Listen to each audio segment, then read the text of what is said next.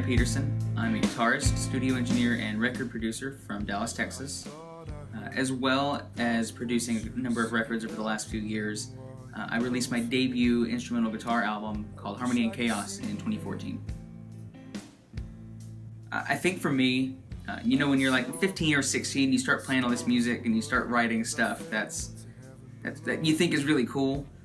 You want to record it. You want to get it out there. You want to show people, and even if in the most primitive ways, you find a way to do that. So my first thing is I got a 4-track tape cassette recorder and plugging up like little karaoke microphones around my house and recording whatever I could. And I thought it was fun. It was really cool, and I started doing it more and more. Never to the degree that you should be doing it when you're actually producing a record. But I had all these cool demos. And when I got a little older, I actually decided I wanted to go to college for it. And only then did I realize that my grandfather actually did the exact same thing. He was a studio engineer and producer for a very long time in the 70s and 80s. So it was kind of full circle for me. I've worked with a pretty wide variety of artists and genres. I've gone from like heavy metal and rock to country and even to hip hop. I got a lot of rappers coming through here in this area, and then even to my solo album, which was progressive instrumental rock. I've known Joseph for a few years now, actually, through my sister, and about a year and a half ago he contacted me, was interested in me producing their EP, him and his drummer Matt. They were doing this acoustic duo thing called Blue Horizon. For me, what made me want to take on this project was how different Joseph's style was than anything else I'd done so far to that point, and how much potential I really saw in these songs, and how much I could hear these really cool things going on that I really couldn't wait to get in the studio and flesh them out. As a producer, my job is to capture the absolute essence that is that artist. And with Joseph, what was most challenging with that is that his influences were somewhat unknown to me. I had to kind of put myself in a different audience and get a new perspective on a lot of his influences to really understand how to shape this record. I found myself listening to a lot more John Mayer and City and Colour for this record, both of which are huge inspirations for Joseph. And I'd listened to both. I'm big fans of John Mayer's guitar work. Obviously, I'm a guitarist. And City and Colour, Dallas Green, he's amazing. But I just hadn't really strapped on, I guess for lack of a better word, producer ears. And I hadn't really listened and analyzed what made those artists really, really hit the way they did. And that's really what I was trying to take from those artists to bring to the table for this. So the guys came to me with 5 songs that they wanted to record, and these 5 songs were going to be the Blue Horizon EP.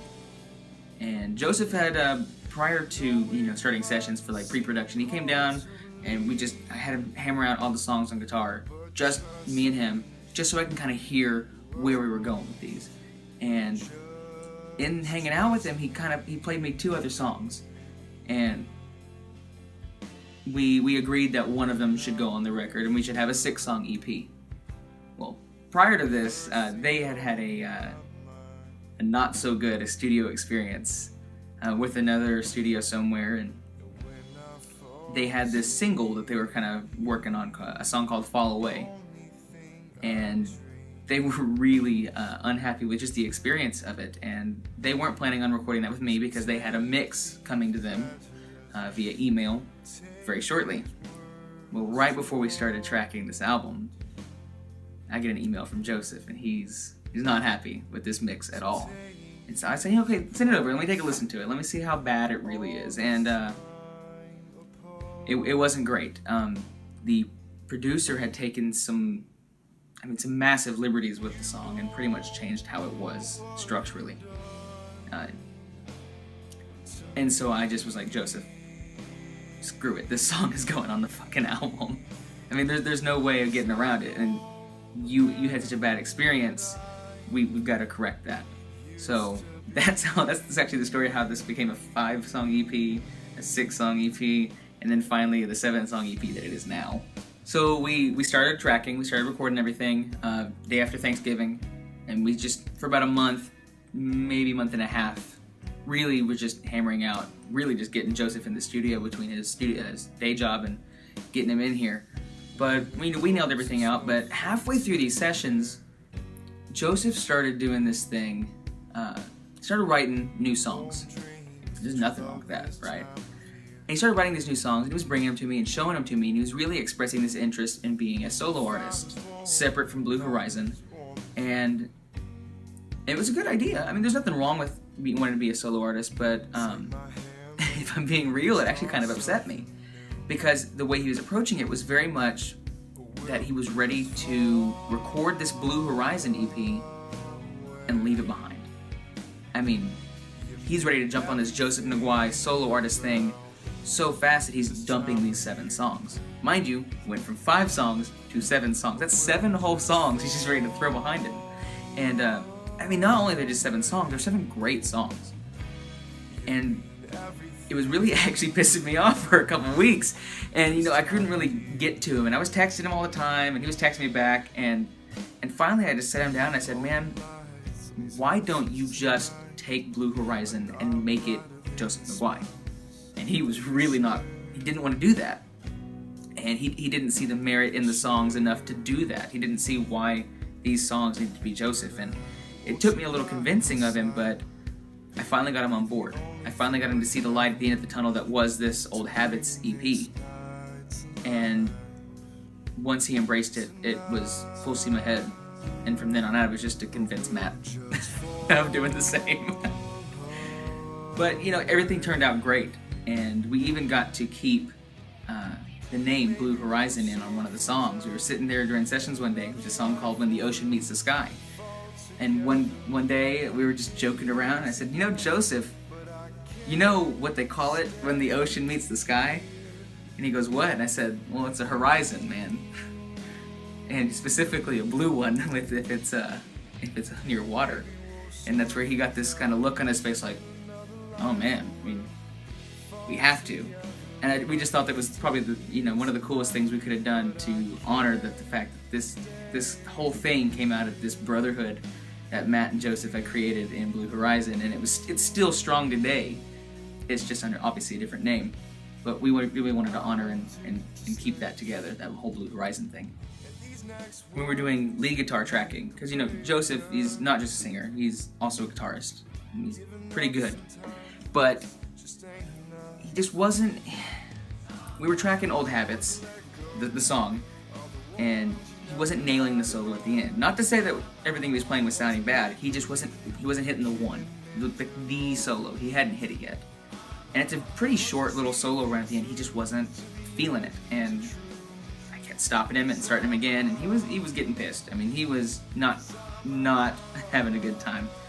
I mean, at a certain point, really, he was beating into these strings really hard. And finally, he nails his take right at the very end, and I yell out, "Fuck yeah, man, that's the solo!" And he's got a hollow body guitar, and it actually picked me up yelling that through his guitar, and it's hidden on the record, but it's in that take. It's actually still on there.